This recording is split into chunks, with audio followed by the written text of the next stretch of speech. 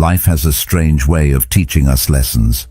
The more we try to control every little detail, the outcomes, the timing, the way people respond, the heavier everything begins to feel. We plan carefully. We think ahead. We try to stay one step in front of uncertainty. And yet, instead of clarity, we find tension. Instead of progress, resistance. Somewhere along the way, we stop living and start managing everything, including our own peace. The Stoics saw this clearly. The problem isn't effort, it's attachment. It's the quiet belief that things must go a certain way for us to feel okay. Marcus Aurelius wrote about accepting what unfolds, not as weakness, but as strength. Because the moment you stop fighting reality, you stop wasting energy on what was never yours to control, and in that space, something shifts. The mind settles, the pressure loosens, and clarity begins to return. And when that happens, life starts to move differently. Not because you forced it, but because you finally stopped resisting it. You can feel it building quietly, almost beneath the surface. That frustration of doing everything the way it's supposed to be done, and still not arriving where you expected. You plan carefully. You stay disciplined. You follow the steps that should lead somewhere meaningful. And yet, the result feels delayed, or distorted, or completely absent. At first, it doesn't seem like a problem. It feels like responsibility, like you're being careful, intentional, in control. But slowly, without realizing it, that intention tightens. It becomes heavier. You start replaying conversations, questioning decisions that were already made, adjusting small details that didn't need adjusting, convincing yourself that one more change might finally unlock the outcome you've been chasing. And here's the strange part. The harder you try to fix it, the more complicated everything becomes. What once felt simple now feels layered with pressure. You're no longer acting, you're calculating. No longer moving forward, you're trying to manage every possible outcome in advance. And that shift changes everything. The process stops feeling natural. It starts to feel forced. That force creates friction, not physically, but mentally. Your mind doesn't turn off. It keeps scanning, adjusting, anticipating, as if life were a system that could be perfected if you just thought hard enough. But life doesn't open up under pressure. It resists it. This is where something important gets misunderstood. Effort isn't the problem. Discipline isn't the problem. The issue is when effort turns into control. Effort stays grounded. It focuses on what you can do right now. Control reaches beyond that. It tries to manage outcomes that haven't happened yet, predict reactions, secure certainty, and in doing that, it pulls you away from what's actually in front of you. You stop being present with your actions because your mind is already trying to secure a future that isn't guaranteed. That's where the tension comes from, not from doing too much, but from trying to hold on to something that isn't yours to hold. And over time, this starts to affect everything. Even progress stops feeling satisfying. You achieve something, but your mind immediately moves to the next concern. Is it enough? Is it happening fast enough? What if it doesn't lead where it's supposed to? That constant evaluation drains the meaning out of what you're doing. Growth turns into pressure. Effort turns into obligation. And slowly, everything starts to feel heavier than it actually is. There's a quiet truth in this. When you try to control too many variables at once, you don't gain clarity, you lose it. Your attention becomes scattered. Your decisions become reactive.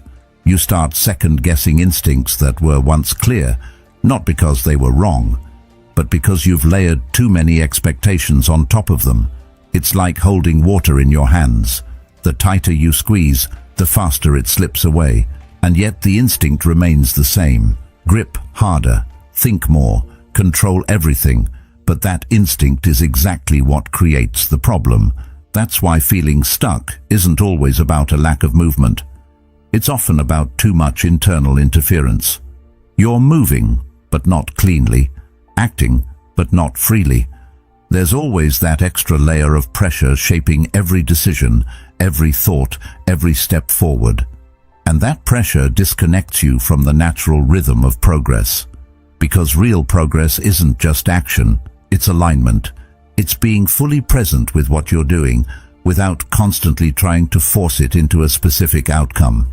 And beneath all of this, there's usually a belief driving it. The belief that if you don't control things, they'll fall apart. That if you relax, even slightly, you'll lose your chance. That everything depends on how tightly you manage it. But that belief comes from fear, not clarity. It assumes your power lies in controlling outcomes, when in reality, your power lies in how you show up to the process itself. When that gets overlooked, control becomes a substitute for trust. And trust is exactly what's missing when everything starts to feel overwhelming. Marcus Aurelius said it simply: you have power over your mind, not outside events. The moment you step outside of that, you lose stability. And the more energy you spend trying to control what isn't yours, the weaker you become where it actually matters. If this way of thinking is starting to shift something in you, then stay with it. Build on it. And if you want to keep going deeper into this, please subscribe, because this isn't about motivation. It's about training your mind to stay clear, steady, and grounded no matter what life throws at you. When you start to see this clearly, something shifts. Not all at once, but gradually. You begin to notice how much of your stress comes not from what you're doing, but from what you're trying to control beyond that. You start to recognize the difference between acting with intention and acting with pressure. And that awareness creates space. Space to step back, space to breathe, space to return to a way of moving that feels grounded instead of forced. Because the truth is, nothing you're chasing responds well to tension.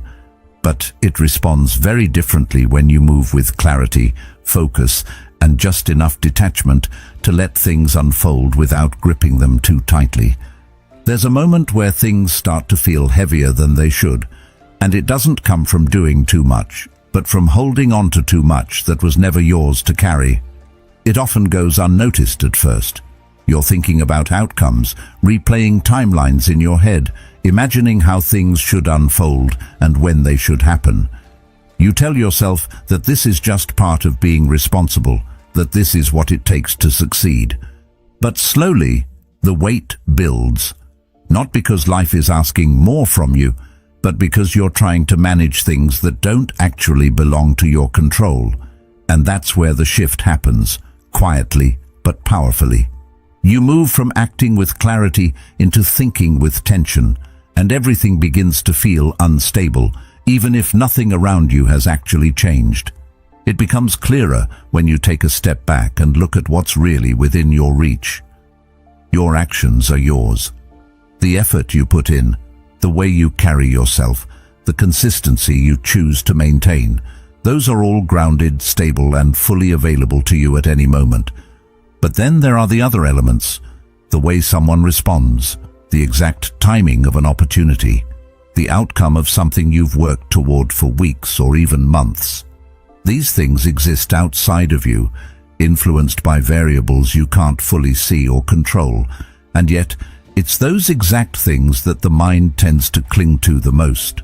It tries to predict them, shape them, secure them in advance, and when it can't, it reacts with tension. That tension is often mistaken for care.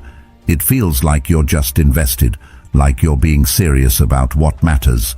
But there's a subtle difference between caring about something and attaching your stability to it.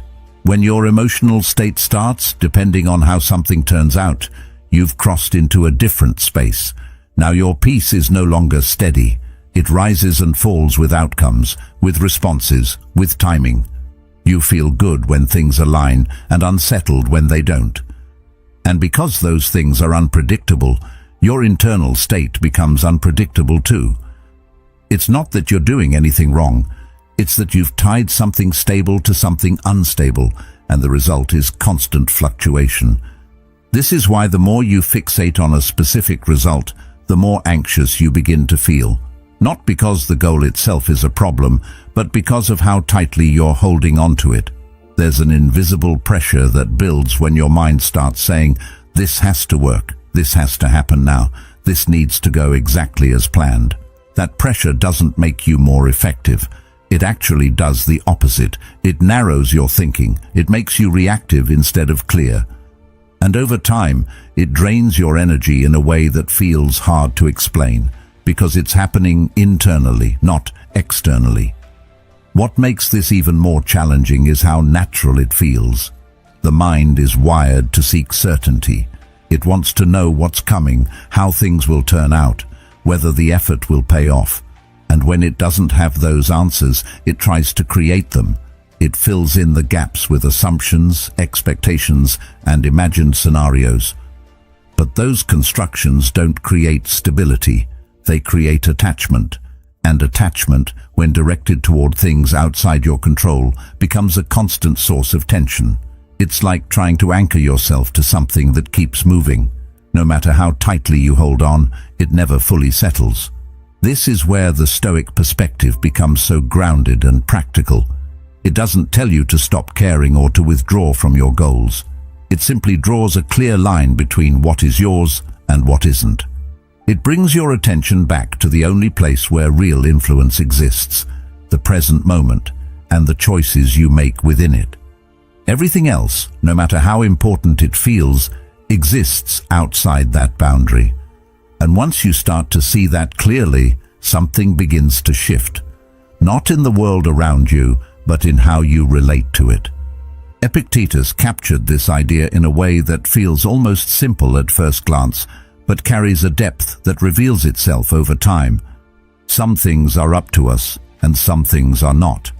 That distinction, when fully understood, removes a huge amount of unnecessary pressure. It doesn't eliminate challenges. It doesn't guarantee outcomes, but it stabilizes your position within the process. It allows you to engage fully with what you're doing without constantly reaching beyond it in search of certainty. And that changes the entire experience. As that understanding settles in, your approach begins to evolve. You still take action, but it feels different. There's less urgency, less strain. You're no longer trying to force a result into existence. Instead, you're focusing on doing your part as clearly and consistently as possible. And when the outcome finally arrives, whatever it may be, it doesn't shake you the same way. Because your sense of stability was never tied to it in the first place. It was rooted in something far more reliable. Your own ability to act with clarity, regardless of how things unfold. It becomes even clearer when you look at how this dynamic shows up in everyday interactions, especially in moments where something feels like it really matters. Someone walks into a conversation already carrying an invisible weight, trying to say the right thing, trying to avoid saying the wrong thing, carefully measuring every word as if the outcome depends entirely on precision. There's a constant internal dialogue running in the background, analyzing tone, timing, reactions. Every pause feels significant. Every response feels like something that needs to be interpreted. On the surface, it might look like effort, like attention to detail, like someone who cares. But underneath, it's tension. And that tension doesn't stay hidden for long. It starts to show in subtle ways. The way the voice tightens slightly, the way the body language becomes less natural, the way the conversation feels a bit forced, even if the words themselves are fine. People might not consciously identify what's happening, but they feel it. There's a sense that something isn't flowing. Not because the person lacks value, but because they're trying to manage how that value is perceived in real time. And the more they try to control that perception, the more unnatural the interaction becomes. It's not the content of what they're saying that creates distance, it's the pressure behind it. Then you see someone else in a similar situation, but the energy feels completely different. There's no visible effort to impress, no constant adjustment happening beneath the surface.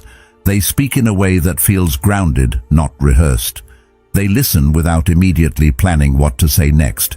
There's space in the interaction, a kind of ease that allows things to unfold naturally. And because of that, people respond differently. There's a sense of comfort, a sense of openness, The conversation flows without friction, and what stands out isn't anything specific they said, but how they carried themselves while saying it. That difference often gets misunderstood. It's easy to assume that the second person is simply more confident by nature, or that they have some inherent advantage, but the real difference lies in their relationship to the outcome. They're not trying to control how they're perceived in every moment. They're not attaching their sense of worth to how the interaction unfolds.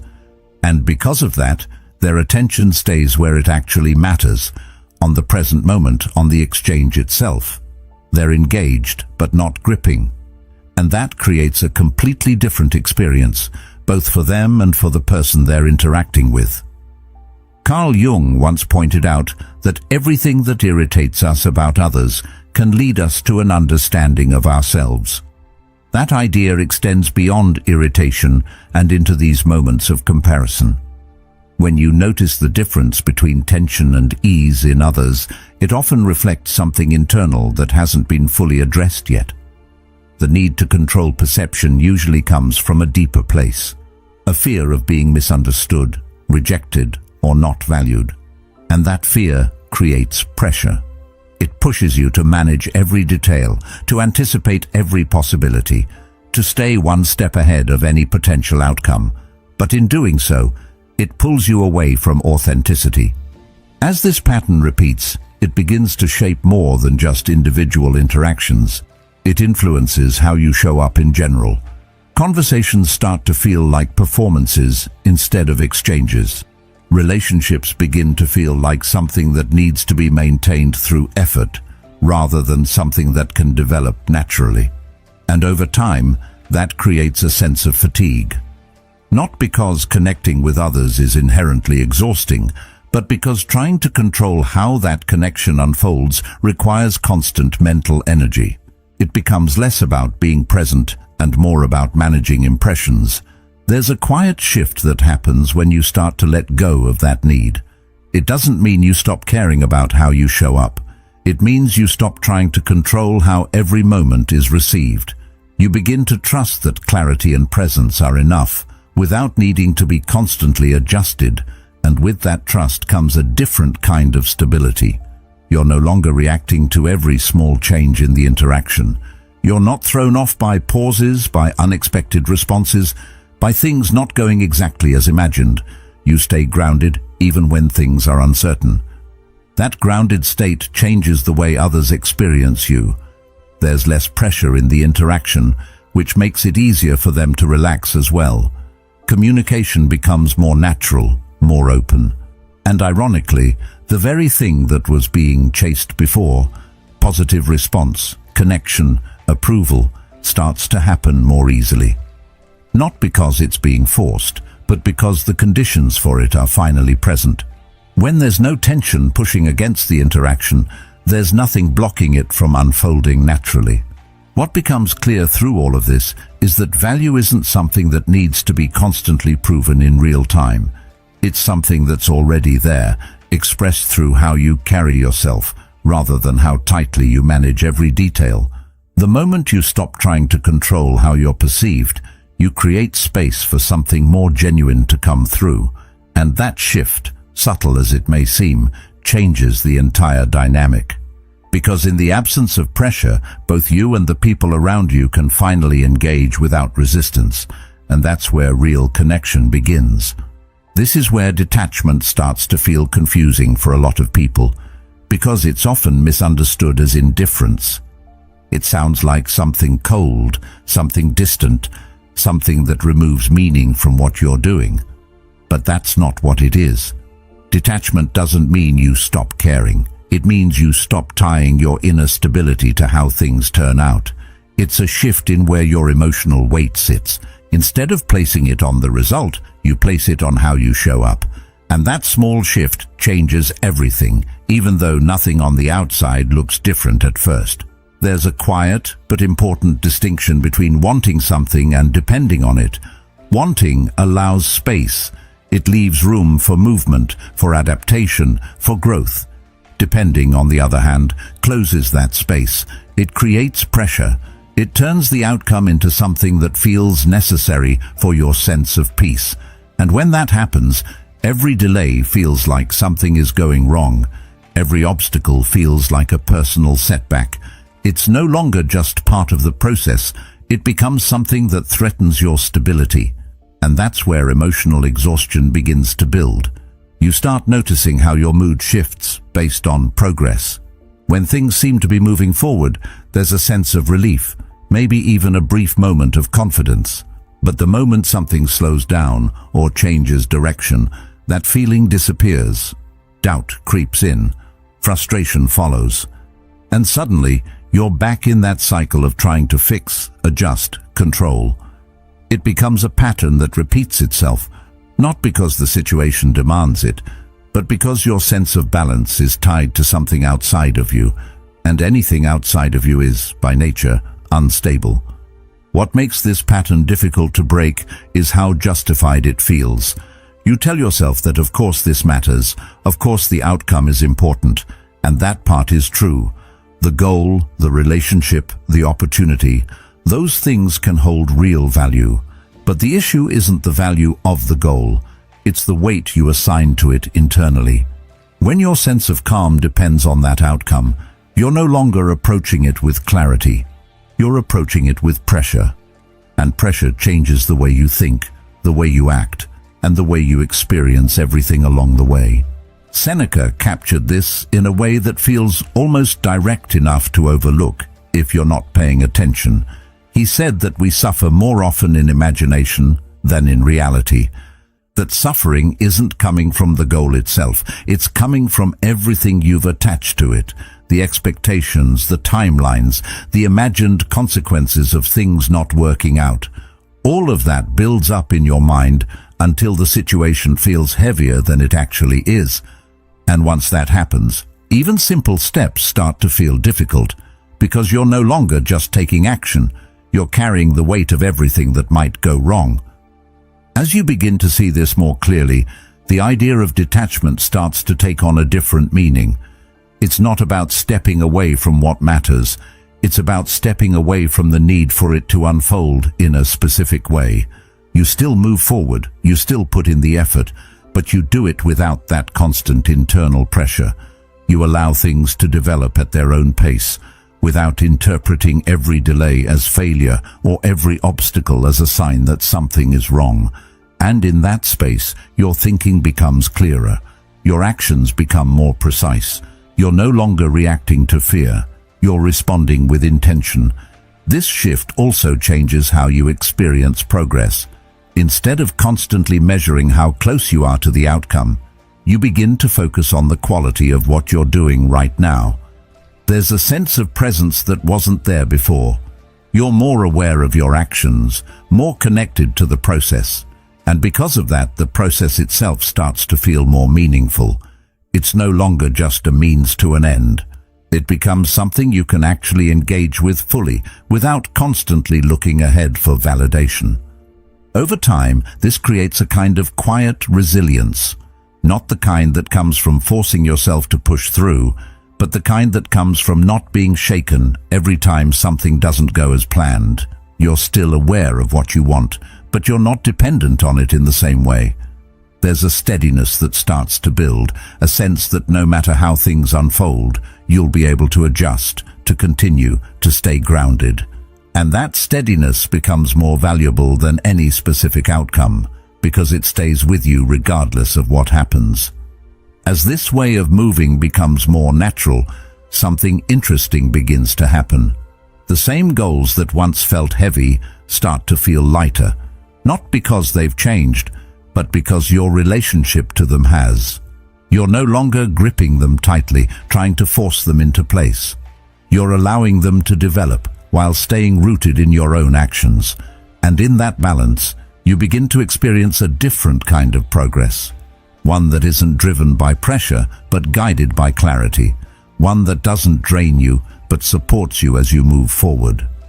As this begins to settle, attention naturally shifts inward, because the real weight of experience rarely comes from the event itself. It comes from the meaning you assign to it. Two people can walk through the same situation and carry completely different outcomes within them. One walks away feeling defeated, questioning their worth, replaying every detail as proof that something is lacking. The other walks away with a quieter response, seeing the same moment as part of a longer path, something to learn from rather than something to be defined by. The difference isn't in what happened, it's in how the mind chose to frame it. And that framing shapes everything that follows. This is where the idea of control takes on a deeper meaning, because it moves beyond actions and into interpretation. External events come and go, often without warning, often without fairness. They don't ask for permission, and they don't align themselves neatly with expectations, but the space between the event and your reaction, that space belongs to you. It's subtle, often overlooked, but it's always there. And within that space lies the ability to decide how something is understood. Not in a forced, artificial way, but in a deliberate, grounded way that allows you to see clearly instead of reacting immediately. When that space is ignored, thoughts tend to take over automatically. A setback becomes a conclusion. A delay becomes a failure. A rejection becomes a statement about identity rather than a single moment in time. And because those interpretations feel immediate and convincing, they rarely get questioned. They settle in quickly, shaping emotions, influencing behavior, reinforcing patterns that repeat themselves without much resistance.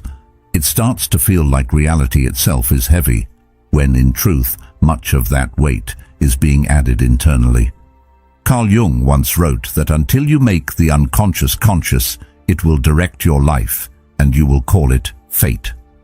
That line points directly to this process. The thoughts that go unnoticed, the interpretations that feel automatic, the quiet assumptions that shape how you see yourself and the world, those are the forces that quietly guide your experience. When they remain unexamined, they feel like truth. They feel fixed. But once you begin to notice them, to observe them without immediately accepting them, something shifts. The grip they once had begins to loosen. That shift doesn't mean every negative thought disappears. It means you stop treating every thought as a fact. You begin to see that a thought is simply a mental event, not a final conclusion. It arises, it passes, and it only gains strength when it's believed without question. This creates a different relationship with your own mind.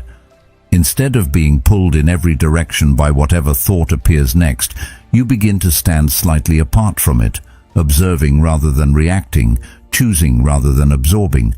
As that awareness grows, the same situations that once felt overwhelming start to feel more manageable. Not because they've changed, but because your interpretation of them has. A challenge becomes something to navigate rather than something to fear. A mistake becomes information rather than evidence of failure. There's a sense of perspective that wasn't there before, a steadiness that comes from recognizing that your experience is not dictated solely by what happens, but by how you understand what happens. This is where real power begins to take shape, not in controlling circumstances, but in directing perception. The Stoics understood that while events are often outside of reach, interpretation is not. It remains within your influence at all times, even when everything else feels uncertain. And when that influence is used with clarity, it changes the entire landscape of experience. Situations that once drained you begin to lose their intensity. Reactions that once felt automatic begin to slow down. There's more space, more control, not over what happens, but over how it's received. That doesn't mean becoming detached from reality or ignoring difficulty. It means engaging with reality in a way that isn't distorted by immediate judgment. It means allowing things to be seen as they are, without layering them with assumptions that create unnecessary suffering. And in that clarity, better decisions begin to emerge. Actions become more intentional. You're no longer reacting to the first thought that appears. You're responding based on a broader understanding of what's actually happening. Over time, this creates a kind of internal stability that doesn't depend on circumstances being perfect. you're still affected by what happens, but not controlled by it in the same way. There's a difference between feeling something and being carried away by it. And that difference becomes clearer the more you practice observing your thoughts instead of immediately identifying with them. It's a quiet shift, but it builds strength in a way that force never could. And as that strength grows, something else begins to fade. The need to constantly interpret every situation in a way that either confirms success or reinforces failure starts to lose its urgency. There's less pressure to define everything immediately, more space to simply experience, to reflect, to move forward without needing every moment to carry a specific meaning. And in that space, your relationship with yourself becomes more stable, less reactive, more grounded in something that isn't easily shaken. What remains is a clearer understanding of where your influence truly lies, not in shaping every outcome, not in controlling every external detail, but in how you meet each moment as it comes. That's where the real shift happens, quietly, steadily, without needing to announce itself. And once it begins, it changes, not just how you think, but how you move through everything that follows. And then comes the part that tests everything you think you've understood so far. Not action, not discipline, not even clarity, but patience. The kind that doesn't feel rewarding in the moment. The kind that doesn't give you immediate feedback. The kind that forces you to sit in uncertainty without reaching for control as a way to escape it. Because even after you've done the work, even after you've adjusted your mindset and let go of that constant need to force outcomes, there's still that quiet voice in the background asking why things aren't moving faster. It doesn't disappear just because you've gained awareness. It lingers, subtle but persistent, questioning the process, questioning the timing, questioning whether something has gone wrong. That voice tends to get louder in stillness. When there's no immediate result, no clear sign that progress is happening, the mind starts searching for explanations. It tries to fill the gap with conclusions. Maybe the effort wasn't enough. Maybe the approach was wrong. Maybe this isn't going to work at all. And just like that, the urge to control starts creeping back in. The impulse to push harder, to adjust more aggressively, to speed things up in any way possible. It feels logical. It feels necessary. But underneath it, there's tension again. That same tension that was there before, just wearing a different shape. What's difficult about this stage is that nothing looks obviously wrong from the outside. You've taken the right steps. You've shown up consistently. You've stayed focused. And yet the results aren't aligning with your expectations. That gap between effort and outcome is where patience is tested the most, not when things are falling apart, but when things are simply not moving as quickly as you want them to. And in that space, it becomes very easy to misinterpret delay as failure, to assume that something needs to be fixed immediately, even when nothing is actually broken. This is where understanding timing becomes more than just an idea. It becomes something you have to live through. Growth doesn't always show itself in obvious ways. Sometimes it's happening beneath the surface in ways that aren't immediately visible. Skills are developing, perspective is shifting, awareness is deepening. But because none of that produces instant results, it can feel like nothing is happening at all. And that feeling creates pressure. Pressure to act, to change something, to do anything that might create movement. But not all movement is progress, and not all stillness is stagnation. Epictetus expressed this in a way that cuts through the impatience without dismissing it. No great thing is created suddenly. That idea isn't meant to slow you down. It's meant to ground you, to remind you that anything meaningful takes time to unfold. Not because it's being withheld, but because it's developing in stages that can't be rushed. Just like a structure needs a foundation before it can rise, your growth needs time to stabilize before it can produce visible results. And when you try to accelerate that process artificially, you don't strengthen it, you weaken it. The difficulty is that modern expectations don't align with this reality. Everything around you suggests speed. immediate results, quick success, fast progress. And when your experience doesn't match that pace, it creates a sense of falling behind. But that sense is often based on comparison, not truth. You're measuring your progress against timelines that may not even apply to your situation. And in doing so, you lose sight of the fact that your path has its own rhythm, one that doesn't need to match anything outside of it. As you begin to accept that, patience starts to feel less like waiting and more like allowing. Allowing things to develop at the pace they need to, without constantly interfering. Allowing yourself to continue showing up without demanding immediate proof that it's working. And that shift removes a significant amount of pressure. You're no longer trying to force results into existence. You're creating the conditions for them to emerge naturally, and those conditions are built through consistency, clarity, and time. There's also a different kind of trust that begins to form here. Not blind optimism, not passive hope, but a grounded trust in the process itself.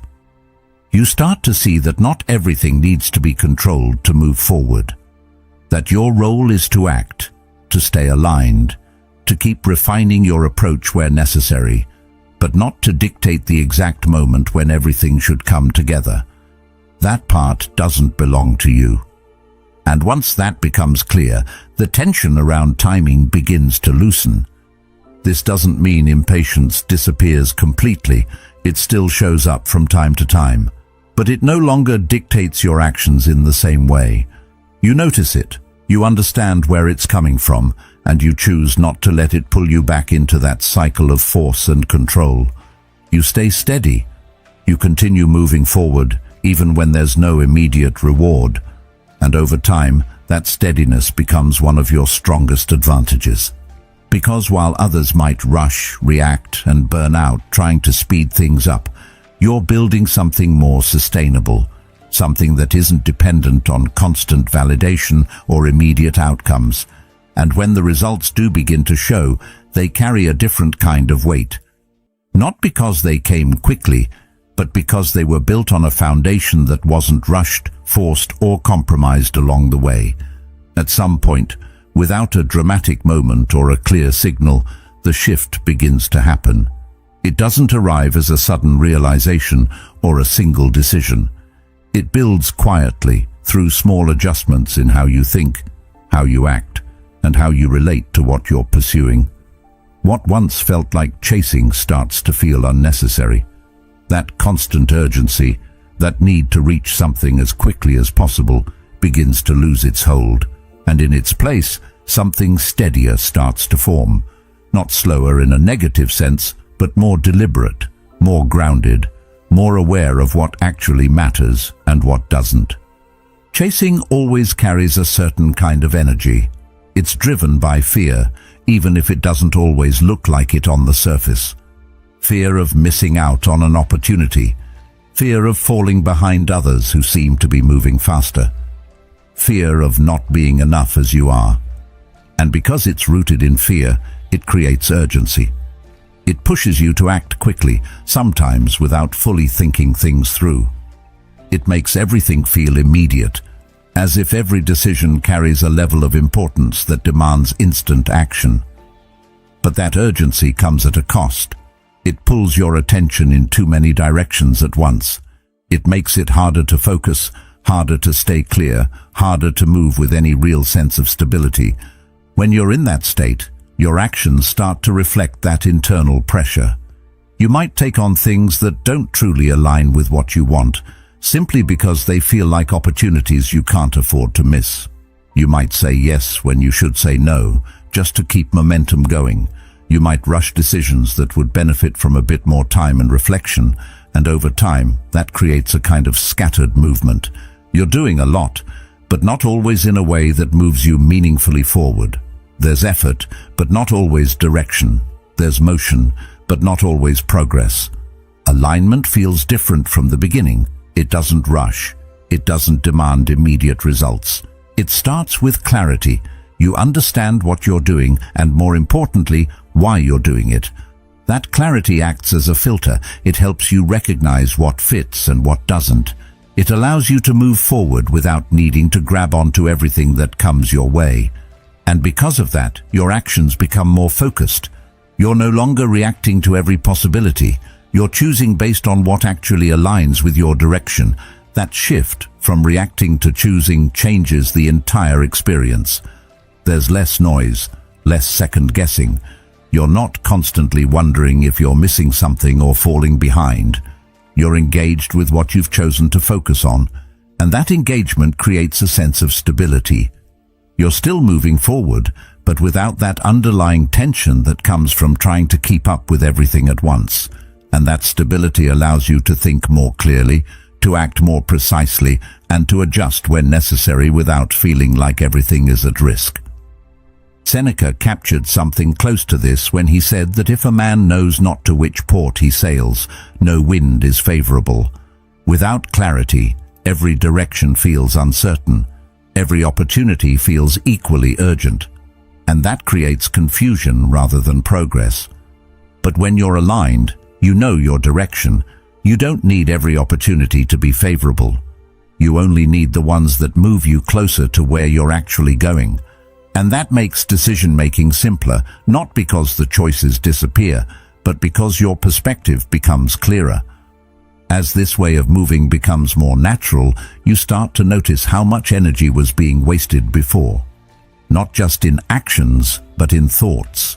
The constant comparison, the internal pressure, the need to keep up with everything, it all begins to fade. In its place, there's a quieter focus. You're still aware of what's happening around you, but it doesn't pull you off course as easily. You stay centered in what you're doing, and that consistency begins to build momentum in a different way. Not through speed, but through direction. There's also a different kind of confidence that starts to develop. Not the kind that comes from external validation or immediate success, but the kind that comes from knowing you're moving in a way that makes sense for you. You trust your decisions more because they're grounded in clarity rather than urgency. And that trust reduces the need to constantly check, adjust, and seek reassurance. You're not looking for confirmation at every step. You're moving forward based on a deeper understanding of what matters. This doesn't mean everything becomes easy. Challenges still come. Uncertainty still exists. But your relationship to those challenges changes. You're not thrown off by them in the same way, because your movement isn't based on reacting to every external shift. It's based on something more stable. You can adapt without losing direction. You can adjust without feeling like you're starting over. And that makes the entire process feel more sustainable over time. As this continues, the difference between chasing and aligning becomes impossible to ignore. One drains you, pulling you in multiple directions without clear purpose. The other supports you, guiding your actions in a way that feels consistent and grounded. And once you've experienced that difference, it becomes much harder to go back to that constant state of urgency. Not because you're forcing yourself to avoid it, but because it no longer feels necessary. What remains is a way of moving that is both intentional and calm. You're still pursuing what matters to you, but you're doing it without that underlying fear driving every decision. You're not trying to control every outcome. You're focusing on your direction, your actions, your presence. And in that space, progress begins to take on a different quality. It's not rushed. It's not forced. It's steady, clear, and built on something that doesn't collapse under pressure. There's a point where it starts to feel almost counterintuitive. Everything you've been taught suggests that more effort should lead to better results, that pushing harder should bring things closer, that intensity is the path forward. And yet, the more pressure you apply, the more things seem to blur. Decisions become less clear, reactions become quicker, but not necessarily better. It's as if the very thing you believe is helping you is quietly working against you. And that's where the shift toward calm begins to make sense, not as a passive state, but as a more effective one. Tension has a way of narrowing your perception. When you're anxious, your focus becomes tight, almost tunnel-like. You start looking for immediate solutions, quick fixes, anything that can relieve the discomfort of uncertainty. But in doing so, you miss what sits just outside that narrow frame. Opportunities that don't match your immediate expectations get overlooked. Signals that require a bit of patience to recognize get ignored. And your decisions start to come from a place of urgency rather than clarity. You're still moving, but you're not always moving well. In contrast, when your mind is calm, something opens up. Your awareness expands. You're able to take in more information without feeling overwhelmed by it. You notice patterns that weren't obvious before.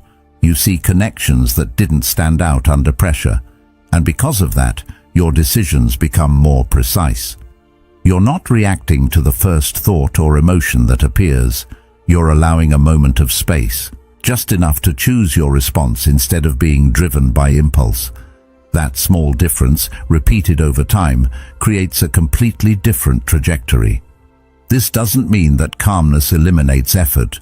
You're still engaged, still focused, still taking action. But the quality of that action changes. It becomes more deliberate. You're no longer overcorrecting every time something shifts slightly. You're not constantly second-guessing yourself in the middle of moving forward. There's a steadiness that supports your decisions, even when the outcome isn't immediately clear. And that steadiness allows you to stay consistent in a way that tension never could. Marcus Aurelius once reflected that the impediment to action advances action, and what stands in the way becomes the way. That idea carries a deeper meaning when viewed through this lens. Obstacles don't just test your effort, they test your state of mind. If you meet them with tension, they become heavier, more complicated, more overwhelming. But if you meet them with clarity, they reveal something useful. They show you where to adjust, where to refine, where to grow. The obstacle itself doesn't change. What changes is how effectively you can work with it. Over time, these small shifts in how you respond begin to compound. One clear decision leads to another. One moment of patience prevents an unnecessary reaction. One instance of awareness allows you to recognize an opportunity that would have otherwise passed unnoticed. None of these moments feel dramatic on their own. They're subtle, almost easy to overlook. But together, they create momentum. A different kind of momentum, not built on force but on consistency and clarity. What's important to understand is that relaxing isn't about stepping back from life. It's about stepping back from unnecessary pressure. It's about removing the tension that interferes with your ability to think and act effectively. When that tension fades, your natural ability to respond improves. You don't need to push yourself into better decisions. They start to emerge more naturally because your mind isn't clouded by constant urgency. There's also a shift in how you experience time. Under pressure, everything feels rushed. You feel like you're always behind, always trying to catch up, always needing to move faster. But when you're calm, time feels different. There's more space in each moment. You're not trying to compress everything into immediate results. You're allowing things to unfold at a pace that makes sense, and in doing so, you actually become more efficient. Not because you're moving faster, but because you're moving with greater precision. As this becomes more familiar, the idea that relaxation leads to better outcomes stops feeling strange. It starts to feel logical. You begin to see how much of your previous effort was being diluted by tension, how many decisions were influenced by anxiety rather than clarity, and how different things feel when that pressure is removed. You're still working, still progressing, but without the constant sense of strain that once accompanied it. The result isn't immediate transformation. It's gradual refinement, a steady improvement in how you think, how you act, how you respond. And over time, that refinement leads to outcomes that feel more aligned, more natural, more sustainable. Not because they were forced into place, but because you created the conditions for them to develop. And those conditions come from a state of mind that is clear, grounded, and free from the unnecessary weight of constant control. There's a certain kind of person you've probably noticed, even if you couldn't quite explain what sets them apart. They move through situations with a sense of ease that doesn't look forced or rehearsed.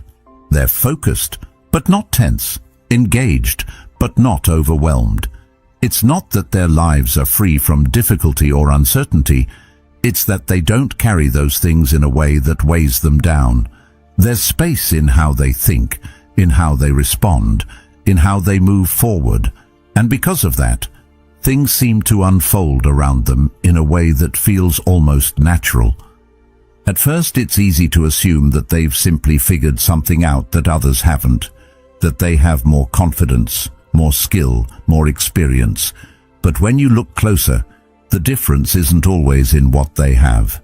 It's in how they relate to what they have.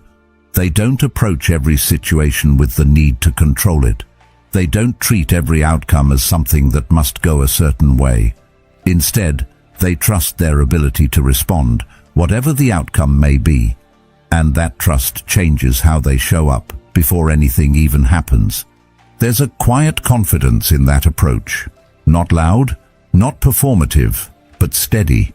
It doesn't come from knowing that everything will work out exactly as planned. It comes from knowing that even if it doesn't, they'll be able to handle it. That understanding removes a significant amount of pressure. They're not trying to eliminate uncertainty.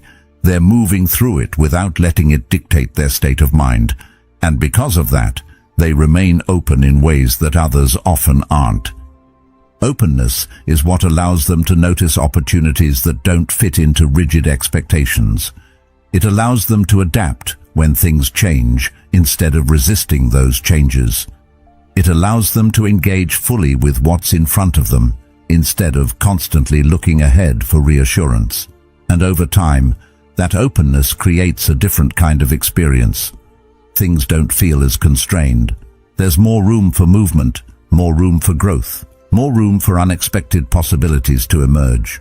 Carl Jung once observed that what you resist not only persists, but will grow in size. That idea becomes very clear in this context. When you approach life with tension, trying to control every detail, you end up amplifying the very uncertainty you're trying to eliminate. Every small shift feels significant. Every delay feels like a problem, and that resistance creates a kind of internal pressure that closes you off.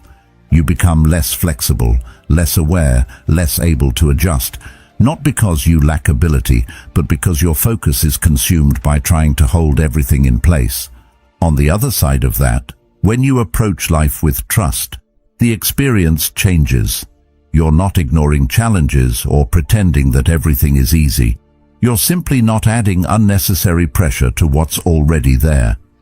You allow situations to develop without immediately trying to control them. You give yourself the space to respond instead of react. And in doing so, you stay connected to what's actually happening rather than what you fear might happen. This difference becomes even more noticeable when you consider the mindset of scarcity. When someone believes there isn't enough time, enough success, enough opportunity, it shapes how they see everything. They start to hold on tightly to whatever they have, afraid of losing it. They rush decisions, trying to secure outcomes before they slip away. They compare themselves constantly, measuring their progress against others in a way that creates even more pressure. And without realizing it, they close themselves off. Not because they want to, but because their focus is on protecting what they feel is limited. That sense of limitation affects how they act. It makes them cautious in the wrong ways and impulsive in others. They might hesitate when an opportunity requires patience, or rush when it requires thought. Their actions become inconsistent, not because they lack discipline, but because they're being driven by a belief that something is missing, and that belief shapes their experience more than any external circumstance. In contrast, someone who operates from a sense of trust doesn't feel the same urgency to secure everything immediately. They recognize that opportunities come and go, that timing shifts, that outcomes aren't always predictable. But instead of reacting to that unpredictability with fear, they respond with steadiness. They focus on what they can do, what they can influence, what they can build over time, and that focus creates a different kind of momentum. As this becomes more apparent, the distinction between tension and trust starts to feel more significant. It's not just about how you feel internally, it's about how that internal state shapes everything you do. The way you think, the way you decide, the way you interact with the world. And over time, those small differences in approach lead to completely different outcomes. What remains is a simple but important reflection, not something that needs to be answered immediately, but something to be considered as you move forward. Are your actions being driven by pressure or by clarity? Are you holding on tightly because you feel like you have to, or are you allowing things to unfold while staying grounded in what you can control? The answer to that question shapes more than just your results. It shapes your entire experience along the way. At the end of all of this, it becomes clear that nothing here is asking you to stop trying. There's no suggestion to become passive, to step away from what matters, or to abandon the things you've been working toward. The shift is more precise than that. It's about refining how you engage with those things. You still act, you still move forward, you still put in effort where it counts, but the quality of that effort changes. It becomes grounded instead of rushed, focused instead of scattered, steady instead of reactive. And that change in quality alters the entire experience, even if the actions themselves look similar on the surface. Before, effort might have been tied to urgency. It carried a sense that something needed to happen quickly, that progress had to be visible right away, that delays meant something was going wrong. That kind of effort often feels intense, but it's not always effective. It's driven by pressure, by the need to control outcomes, by the fear of things not working out. And because of that, it tends to burn energy quickly. It leads to overthinking, overcorrecting, and eventually exhaustion. Not because effort itself is exhausting, but because of the way it's being applied. When that pressure begins to fade, effort takes on a different form. It becomes more deliberate. You're still working, but you're not rushing every step. You're still focused, but you're not constantly checking whether the outcome is aligning exactly as planned. There's a sense of stability behind your actions, a feeling that you're doing what needs to be done without needing immediate confirmation that it's working. And that stability allows you to stay consistent in a way that urgency never could. You're not burning out after short bursts of intensity. You're building something that can continue over time. This is where the idea of control becomes more grounded. You begin to see clearly what actually belongs to you. Your actions, your discipline, your attention, those remain fully within your reach. They're stable, reliable, always available. But outcomes, timing, external responses, those sit outside of that space. They're influenced by factors you can't fully predict or manage. And once you accept that distinction, you stop trying to control everything at once. You focus your energy where it can actually make a difference, and you release the rest. Not because it doesn't matter, but because it doesn't belong to you. That release creates a kind of quiet confidence, not the kind that needs to prove itself constantly, not the kind that depends on everything going right, but a deeper, more stable form. It comes from knowing that you can act with clarity regardless of what happens, that you can continue moving forward even when results are delayed or uncertain. And that confidence doesn't fluctuate the way outcome-based confidence does. It doesn't rise and fall with every success or setback. It remains steady because it's rooted in something you can actually control. Epictetus expressed this idea in a way that feels both simple and complete. Make the best use of what is in your power and take the rest as it happens. There's no resistance in that statement, no urgency, no pressure, just a clear direction. Focus on what you can influence, accept what you can't, and within that balance, find your way forward. It doesn't remove difficulty, it doesn't guarantee results, but it removes the unnecessary struggle that comes from trying to control what was never yours to begin with. As this way of thinking becomes more natural, your relationship with progress begins to change. You're no longer measuring every step against a fixed expectation. You're not constantly asking whether things are happening fast enough or exactly as planned. Instead, you're paying attention to the quality of what you're doing. You're refining your actions, improving your approach, staying present with the process.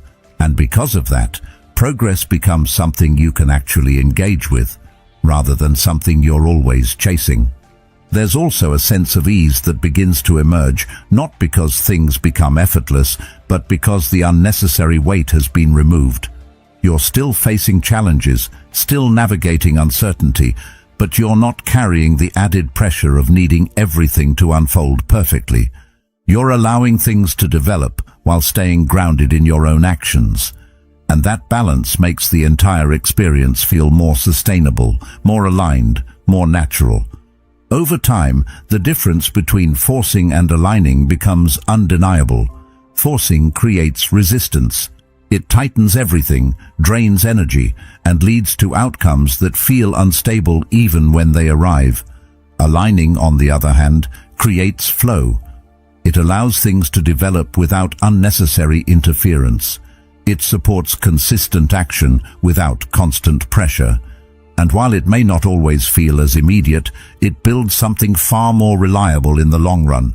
What remains is a way of moving that doesn't rely on urgency to create progress. You act because it's the right action to take, not because you're trying to force a specific result. You stay focused on what you can control, and you allow everything else to unfold as it will. And in that space, something shifts quietly but permanently. You stop chasing outcomes as if they define you, and you start aligning your actions with a clarity that doesn't depend on them. And from that place, progress begins to take on a different meaning, one that isn't driven by pressure, but guided by purpose and sustained by a steady, grounded sense of control. As everything begins to settle into place, there's one final layer that often goes unnoticed, and yet it ties everything together in a way that makes the entire approach sustainable. It's the understanding that this isn't a one-time shift. It's not something you realize once and then carry perfectly forever. It's something you return to, again and again, especially in moments where the pressure starts creeping back in. Because it will. There will be times when things feel urgent again, when outcomes feel important in a way that pulls you back toward control. And in those moments, what matters isn't perfection, it's awareness. That awareness allows you to catch yourself before the old patterns fully take over. You notice when your thoughts start racing ahead of the present moment. You recognize when your actions begin to carry that familiar tension. And instead of following that pattern all the way through, you pause. Not dramatically, not in a way that interrupts everything, but just enough to shift your attention back to what's actually within your control. That pause is small, but it's powerful. It creates space. And within that space, you have a choice. Over time, these small moments of awareness begin to build into something stronger. You don't need to constantly remind yourself of every principle. You don't need to force yourself to stay calm or detached. It becomes more natural. Your mind begins to default to a steadier way of thinking. You respond more often than you react. You focus more on your actions than on outcomes. And when things don't go as planned, you adjust without immediately assuming something is wrong. That shift doesn't remove challenges, but it changes how you move through them.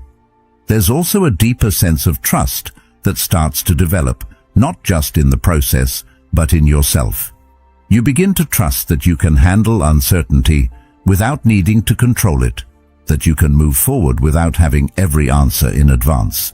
And that trust reduces the need for constant reassurance. You're no longer looking for signs that everything is working perfectly. You're grounded in the understanding that progress isn't always visible in the moment, but it's still happening. Seneca once reflected that true happiness is to enjoy the present without anxious dependence upon the future. That idea captures this final layer in a simple way. When your attention is no longer pulled forward by constant worry or pressure, you become more present with what you're doing. And in that presence, there's a different kind of satisfaction, not one that depends on results, but one that comes from being fully engaged with the process itself. And from there, everything begins to feel more aligned. Not because life suddenly becomes predictable, but because you're no longer trying to force it into a specific shape. You're working with it instead of against it. You're moving with clarity instead of pressure. And that quiet shift, repeated over time, is what allows everything else to fall into place naturally. In the end, nothing truly meant for you requires you to chase it with desperation. What's meant for you asks for clarity, patience, and the strength to stay grounded while everything unfolds. The moment you stop forcing life, you stop fighting it, and that's when things begin to move in ways you couldn't control, but always needed. If this spoke to something deeper in you, there's another video on the screen right now that will take you even further into this way of thinking. Stay with it. Keep building that inner strength.